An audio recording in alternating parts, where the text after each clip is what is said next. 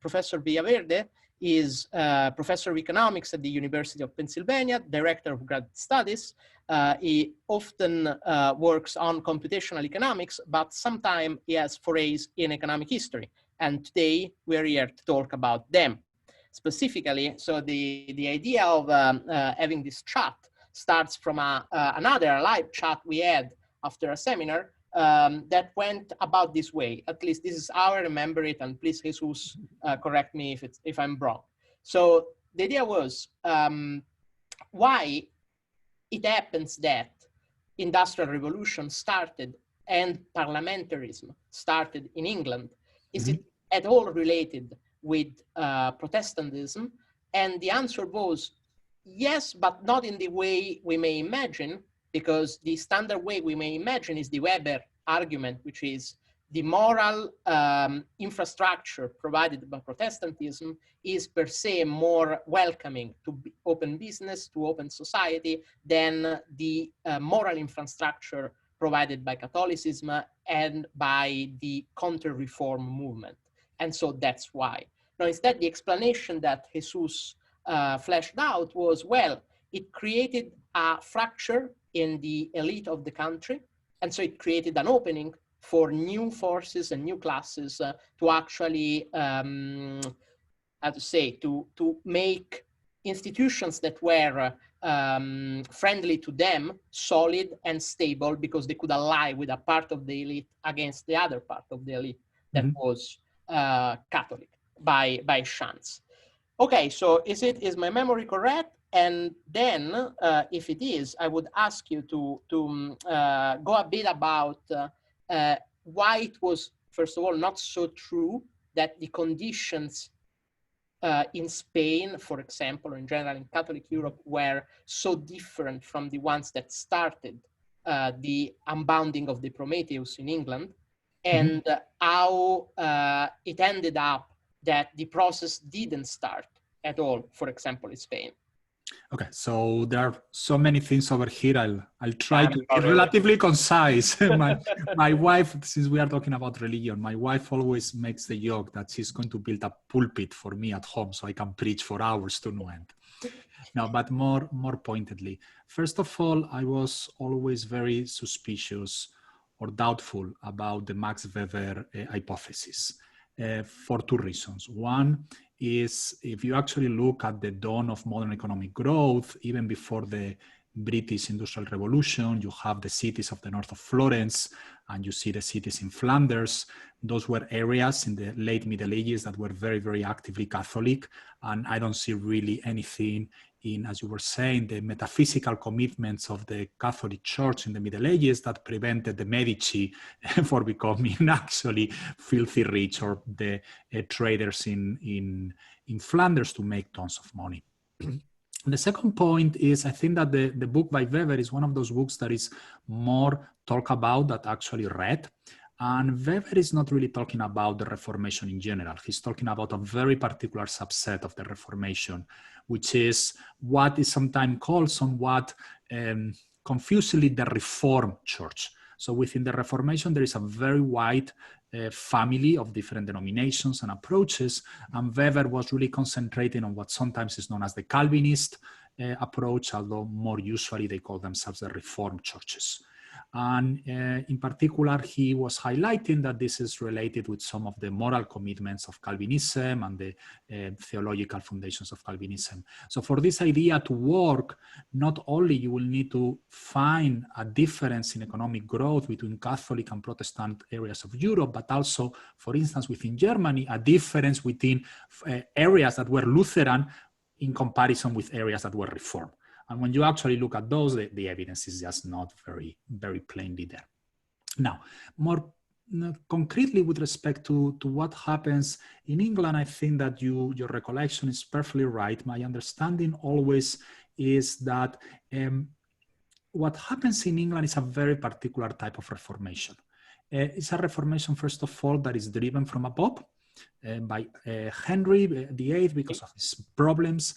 And it's a reformation that in some sense probably was not pushed from below. Most people didn't particularly have strong opinions about the issue.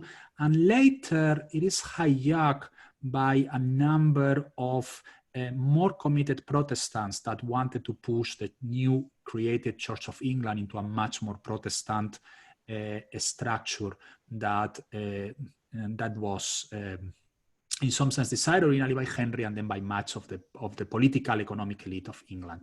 So what you have by the middle of the 17th century is a very complex situation in England, where you have, from in one extreme the most radical Puritans, in the other extreme you have the Catholics, and then a huge chunk of people in the middle.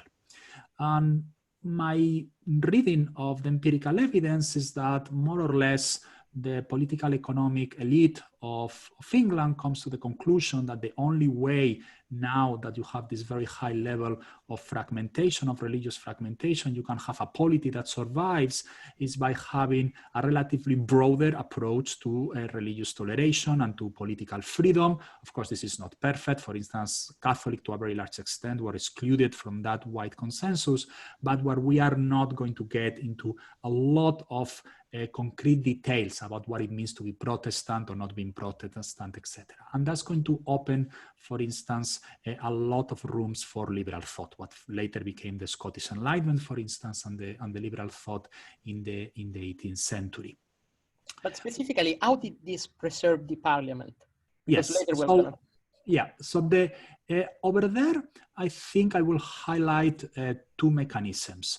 One is contingent and the other one is more structural. The contingent one is there is a fight between something called parliaments and something called kings in most European countries during the early modern ages. And the victory usually goes in favor of the kings. In most other European countries, it goes in favor of the parliament in England. And although I will argue in a second that there were probably structural reasons why the parliament in England was stronger than, for instance, the Cortes in Spain, and there was also a civil war between the Cortes and the king in Spain a little bit earlier, nevertheless, it could have gone in any other way. If Charles I had been a more charismatic king, if he had not made some very basic mistakes, I could perfectly see in the English Civil War of the 1640s going to the side of the monarchy winning, and this podcast will be about why, I don't know, it was country X that was the first one. Exactly. Now, what I think happens in England in comparison with other European countries is that very early, already in the Middle Ages, there is a process where the parliament becomes a little bit wider than other Cortes or other parliaments in other parts of Europe.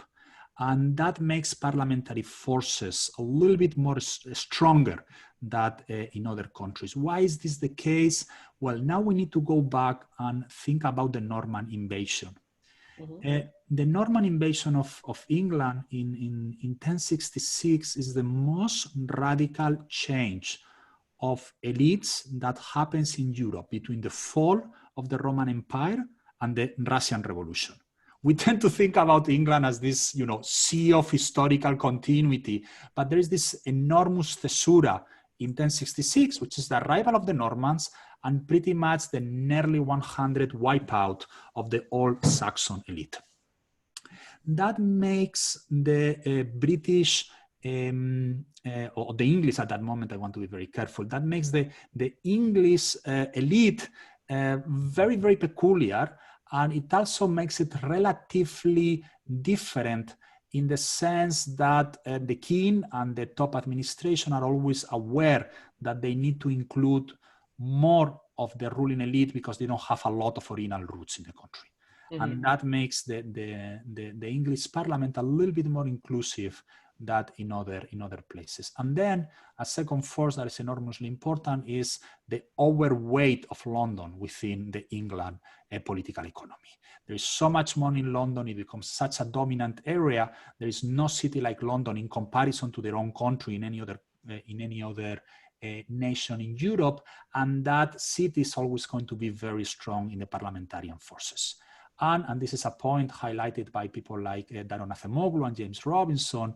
The discoveries, the age of discoveries and the start of the trade with the Americas is going to favor the city of London and really make the merchants in London extremely powerful, extremely wealthy, and very, very interested in keeping the parliamentary forces alive. So yes, so there is, first of all, just to summarize, there is a contingent aspect. You know, if Charles I would have been someone different, like his father, the war may have been won by the king, and it happens in other countries in Europe. But second, there were reasons why the parliamentarians were stronger in England than in other countries in Europe. From the beginning.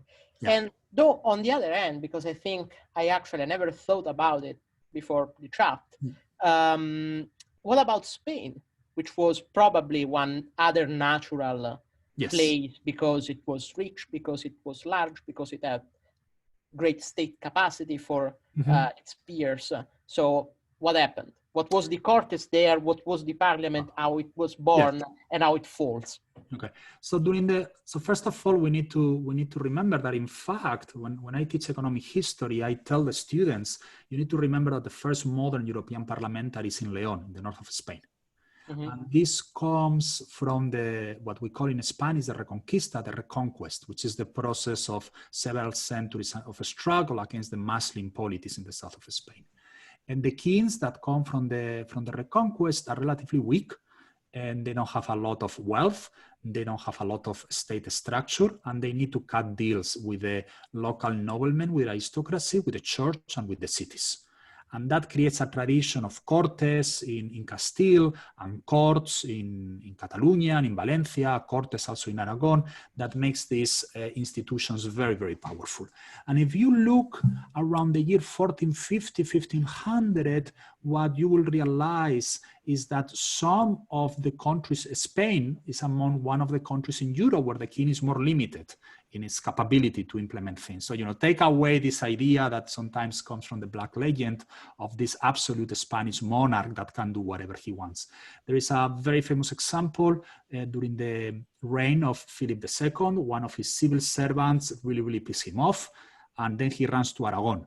And Aragon at that time has a different cortes and a different judicial system. And it happens to be the case that this civil servant was originally from Aragon, so he has the right to go over there. And the king is constantly asking for extradition, and Aragon is basically telling him, no, sir, I'm not sending him back. And, this will have never happened, for instance, even in England or in France. Now, what happens in Spain is the consequence of a very complex set of circumstances. Basically, the Catholic kings, Isabel and Ferdinand, are extremely unlucky with their issues. All their sons and daughters died, except one daughter that in addition goes mad.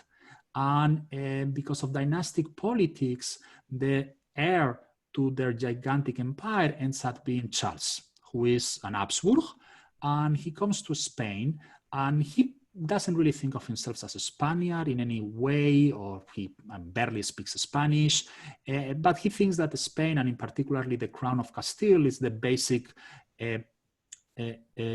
column upon to which to build his imperial ambitions all across Europe. And the cities of Castile are very unhappy with the situation, and that leads to a civil war, and the revolt of the Comuneros. My view is... We're about the 15... Yes, that was like in the early 16th century. Okay. And my view of what happens over there is that, first of all, it was a little bit earlier in the game. Had this rebellion happened maybe 20, 30 years later, where the cities may have been a little bit stronger, things could have gone in a very different way. And also, I think that at the end of the day, they were not really, because of a number of internal mistakes, they were not being able to cut a deal. The Comuneros were not able to cut a deal with some branch of the aristocracy. And had they been able to do it, the civil war will have gone in a very different situation. So if you talk with, think about the classical Spanish liberal of the 19th century or early 20th century, and you ask him, where did Spain go wrong? They will always tell you it was the defeat of the Comuneros. And in fact, if you go to the Spanish Cortes today, to the Congreso de los Diputados, there is the big thing behind where the speaker sits is a portrait of the Comuneros rebellion. So that's kind of a very prominent iconography in the traditional 19th century liberal view of the history of Spain. And the second thing that is going to make a big difference... Yes? Random curiosity. Did José Ortega y Gasset ever write about it? And I'm not sure from the top of my head. He probably, at least, he was a very prolific person. He brought exactly, because at a certain point had a fixation with Ortega Gasset, because he writes, when I was 19, because I loved the way he was writing. Then over time I understood that if I had to distill a bit what I learned, there was not so much as I thought. So still, okay. So at the risk of infuriating the few Spaniards that still talk with me, my reaction with Ortega Gasset has always been very similar. So it's the typical example of someone who was a little bit of a dilettante. He knew how to write beautifully, and at the same time, he was never someone who really aspired to sit down and say, look, I'm going to sit here for 10 years and really write a magnus opus that, will make an impact. He was much more about, let me write an op-ed for the newspaper on Sunday. So we can go to the, in Spain, we have these tertulias. We can go to the tertulia after lunch and sit down with a coffee and a drink, and we chit-chat about. Yeah, exactly. No, indeed, because I was like, I went through a lot of what was in Italian, and I never remember of reading, but I don't know if he. But in any case, sorry, that was I know. His collected works are like 6 or 7 volumes, like really thick. Yeah, I'm pretty sure that in some place he talked about this. But let me be absolutely clear. If you come from the Spanish liberal tradition, you know Padilla, Bravo, and Maldonado, who were the 3 Comunero leaders, okay? And if you go to Madrid, you will realize that there is a street, a Padilla, a Bravo, and a Maldonado.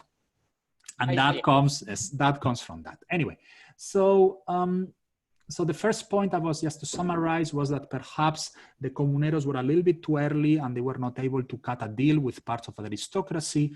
And the second issue is the enormous arrival of gold and silver, in particular from the Americas, which gives an independent source of revenue to the crown. So one of the things that Charles V, but in particular Philip II, is going to find is that he doesn't need to go to the Cortes that often to ask for money. He has the money that comes from the Americas. While the Stuarts need to go and ask the parliament for money. Every single time. And that makes a huge difference. So in that sense, the silver from the Americas was really, I think, terrible for the political economic development of the country. Spanish world. Yeah, exactly. So there is something about, the blessing in disguise of poverty, or I don't know. There is a course of natural resources, even if those are silver. So that's why I think the history of Spain in the early modern ages goes in a very different direction. And also, this is just a small aside as a complement. Also, another thing that people tend to forget a little bit is that Spain unifies as a state a little bit earlier than other European countries. And at that time, the sense of nationalism was less acute than it appears later in the game. And then the crown and the elites use religion as a legitimization instrument. And that religion was the Catholic religion.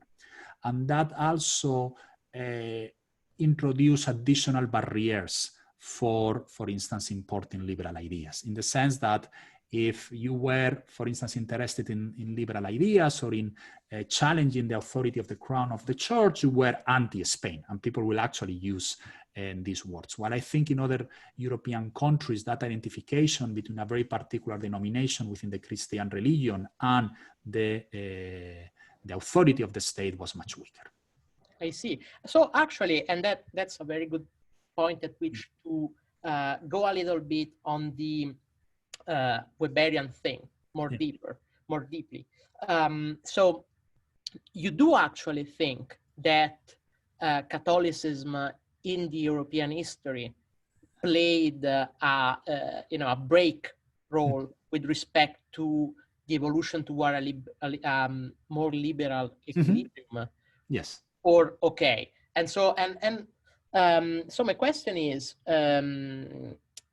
why, first of all, and because like one thing that reading in the last couple of years I sort of came upon was the fact that in reality, particularly over the Middle Age, you find a lot of Catholics thinking about commerce, thinking about institutions that allow for wealth accumulation, and saying stuff that is not so extremely different from what you could define a relatively liberal common sense.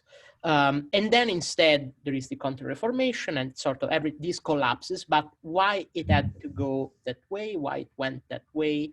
And is there any any root of Catholic liberalism at which to look, or it is something that history just buried and it's lost? So again, this will go back to my point about the Reformation. So the process that Luther starts in 1517 creates both the modern Protestant tradition and modern Catholicism. Okay, so modern Catholicism, as you understand it today, so if you go to Italy and you stop an average person and you ask them, what is a Catholic, or maybe now people have forgotten a little bit because we live in a more secular society. Let's go and stop a person in Italy in 1955. That Catholicism is to a very, very large extent the creation of the Counter-Reformation. Okay, so the Reformation changes all Christian thought across Europe. And of course, the Counter-Reformation within the Catholic Church doesn't start from a completely empty and blank slate. It builds on some traditions that exist in the Catholic Church in the Middle Ages, but it highlights some of those traditions. Exactly. So let's just, what are the two traditions? Let's sort of simplify it to. No, well, I think that there is a tradition. Well, first of all, I will not say there are two traditions. I will say that there are many different traditions, many different threads.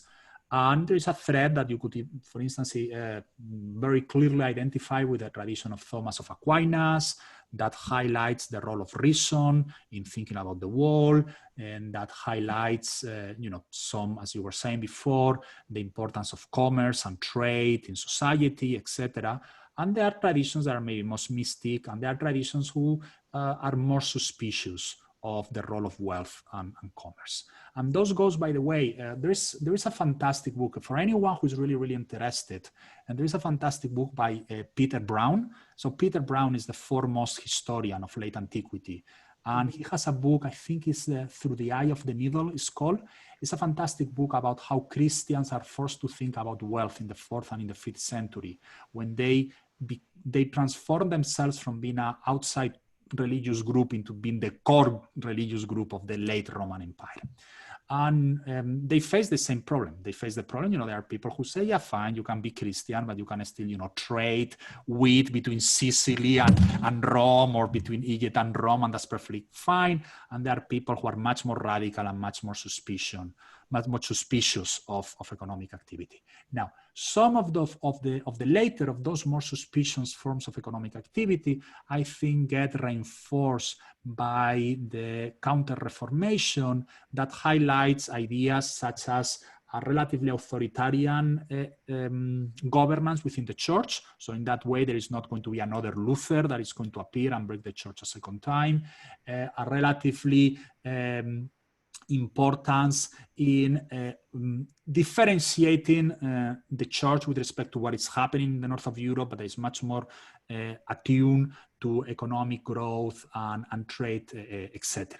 So in that sense, I really think is the search during the Counter-Reformation for that highlights what Catholic is in opposition to the Protestant tradition, that gives more weight to some of those anti-economic or growth or anti-liberal aspects of the Catholic thought. And those ideas, I think that they were over there. They never completely disappear. And later, when the 20th century comes, I mean, my view of the world has always been that, to a very large extent, the tradition of the Christian democracy in Italy and in Germany, and of many of the Catholic thinkers of the 20th century, is a little bit undone that and say, well, at the end of the day, there is really no problem in economic growth and having a modern democracy, as long as we run it. That was the idea that the Gasperi or Konrad Adenauer will have it. But in that sense, my view has always been that every religious tradition is sufficiently flexible to admit within itself many, many different interpretations about how society should be organized. And that the particular association between the Catholic Church and more anti-liberal ideas came more from the consequences of the Counter-Reformation and then, of course, of the French Revolution, who was very militantly anti-Catholic and anti-clerical. Exactly, and that's true also in Italy of the unification of the country. Yeah. Because, like, I mean, in general, if you are, as a matter of family, linked to the way in which the country came together, it was a tradition. And on the other end, instead, it was a strong, I think that one thing that made Italian Catholicism a bit more open to non-authoritarian thought and non-authoritarian conclusion is the fact that it was strongly linked to neutralism. Yes. And so it was automatically put itself in the way of fascism. Yeah. Because particularly people that were active in the Liberal Party, in the alliance that Giolitti, our prime minister, built up with they were the automatic target of the fascist, at least displeasure, not for sure, not the most violent reaction, but they were the old elite in the center of the country, and they were displaced for sure. And also in the north of the country, you have like the Gasperi, etc. They are people that see what happens when the state tries to force the Italian identity on lands that are not Italian, and then they become particularly keener on check and balances. Exactly. But that's, for example, unfortunately, the thing that I don't know, but one thing you see is that in the Latin America, the idea of Catholic populism survives strongly.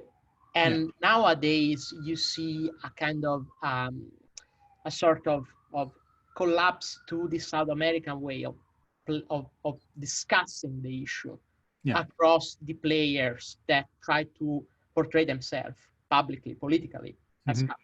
Yeah.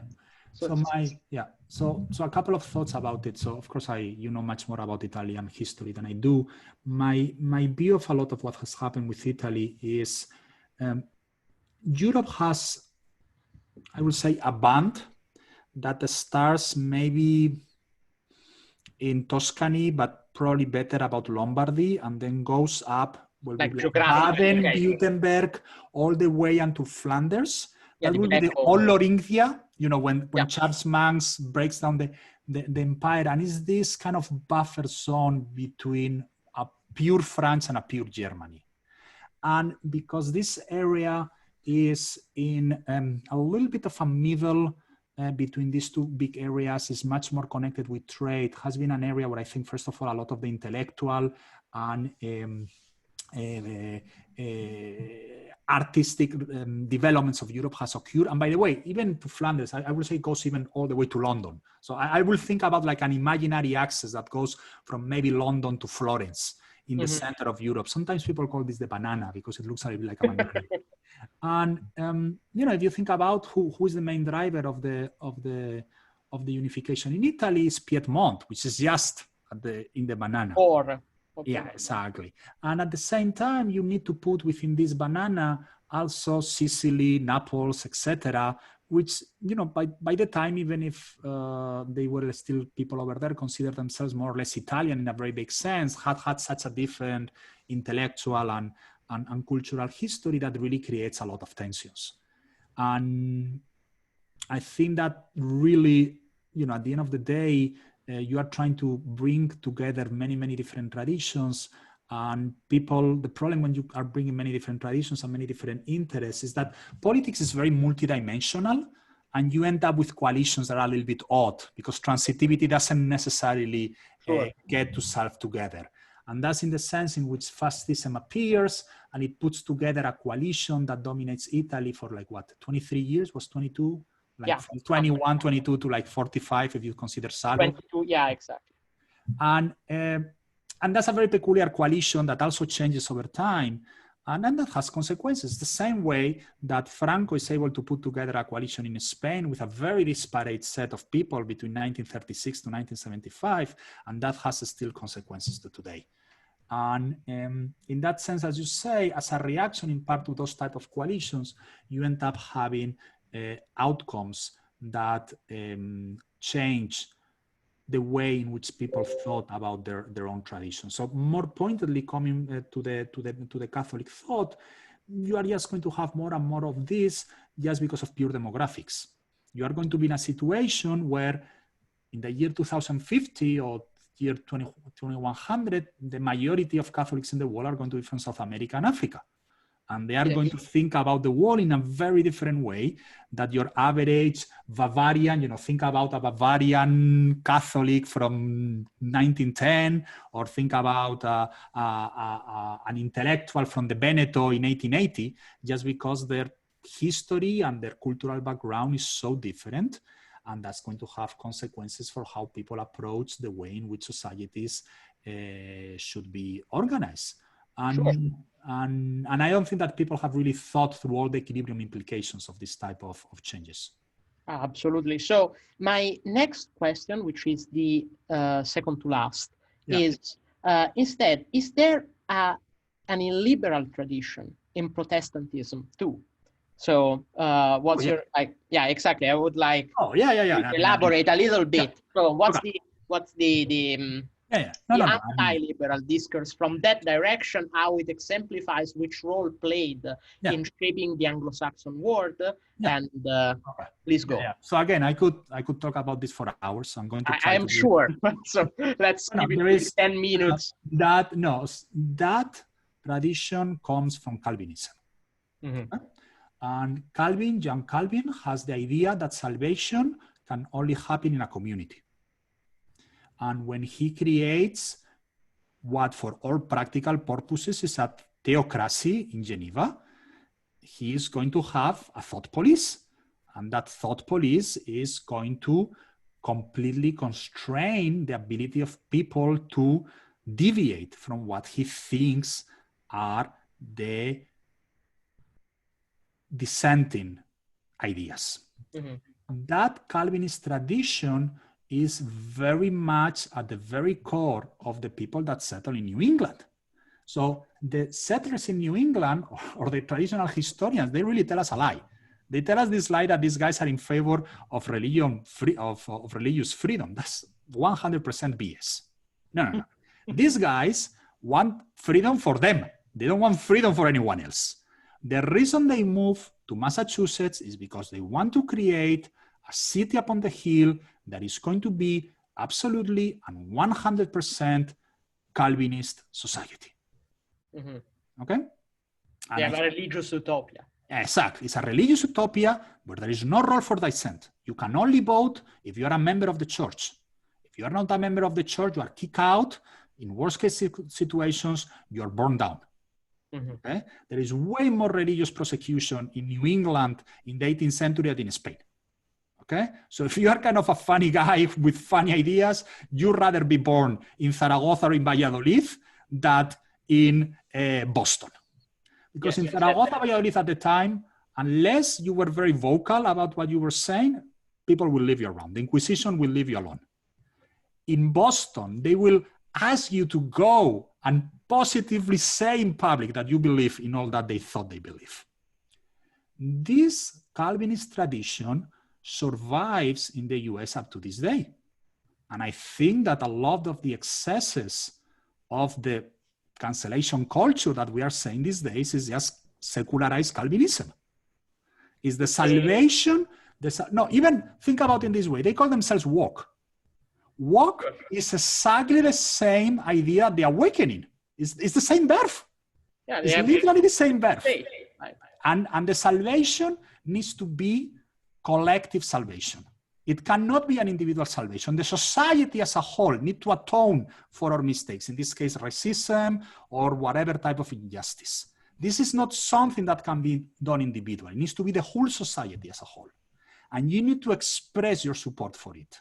If you are not in favor of that, even silence is not an option. And that's a very Calvinist way of thinking about the world. is just secularized Calvinism, but it's a secularized, but it's Calvinism. I'm curious. So as Weber started from the Calvinists, actually, did he provide? I must confess that I didn't read the full piece. Did he provide any reflection on this and its relation with a free society? Yes, he actually highlights, and he wrote much more about religion. So Weber is really someone who later on in his life wrote tons about, for instance, Confucian thought and Islam and many other religions. He thought that Calvinism really is the foundation of a society that can be free, but where people are also, he calls it the Iron Age of modernity, I think is the standard translation into English. And he thinks that you are going to have this very deep metaphysical tension between, on one hand, the formal freedom structures of society, and on the other hand, a lot of moral commitments that preclude your own individual choices. And he was very deeply concerned about that. I see. Okay, very good. So we can conclude, if I will conclude the discussion on, okay, so on the one hand, we have an Anglo-Saxon word that was on the forefront of the liberal world for a very long time. Yeah. And this word has in itself built-in Calvinism as a potential destructive force for it's not a clear-cut argument how this force can unbuild the system of incentive that make the society productive, but there is potentials to build up arguments that go in that direction. On the other hand, we have a Catholic world that was divided between Europe, in which after World War II, we had a part of it, the Western part of it, in which Catholicism for the first time kind of got along with democracy and free market. And then you have instead a Latin American world in which you have a sort of Catholic populism in a way or another, from the left or from the right, which reasserted its very anti-liberal leaning. So is basically the liberal program kind of bound to be squeezed between these two forces, or is there any because the issue is why I invited you to talk about this, because when I think about what's going to happen with the way in which we organize society today, which looks like decently working, at least in the West, I do think that you need some social base on which to build this stuff. Yes. Okay, and religion or parties normally are the way in which we think about how you organize this kind of popular consensus. Yes. And if you see that all the possible organized social structure that involve a decent number of people, not just a bunch of guys that like drinking coffee and discuss interesting stuff, but this mass institution, they all preach for something that is in a way or another incompatible with the way in which, So I wrote a paper with Tano Santos where we actually think about this. And our argument is that every society needs some type of institutions that allow political parties to do intertemporal trade. What do I mean by that is the following. A lot of the things that we need to do in politics implies sacrifices today for payoffs tomorrow. And during the 30 glorious years of economic growth in Western Europe after World War II, we had two institutions that allow that. The first institution was the churches, basically the Catholic Church, but to some extent also some of the Protestant churches that gave political support to the Christian democratic parties. And then the Christian democratic parties could say to their voters, okay, you need to vote for me, even if I'm going to do this that, doesn't give you any reward in the short run, because, this is the moral thing to do, the quote unquote right thing to do. This has disappeared to a very large extent because of secularization. But, and this is something that people forget, we also had the counterbalancing side of the trade unions, of the workers' movement. And the social democratic parties could undertake good policies because the trade unions were telling their workers, we are doing this for our kids. Okay? Don't moderate your wages, have sensible social security benefits, because we are building a better world for the future. And when you actually read what the trade unionists were telling their members in the 1950s and 1960s, this is very prominent. They were saying, no, let's be careful with wages. Let's really support wage moderation. This is going to allow us to pay for good public education. Do you know of Ezio Tarantelli? Yes. Yeah, and that was a little bit the same idea. And when you think about the dissolution of the traditional working class movement and traditional trade unions, you're back into the same problem. If I don't really care about the future, I don't really care about what is going to happen about 20 years, what I want is, I want my payment now.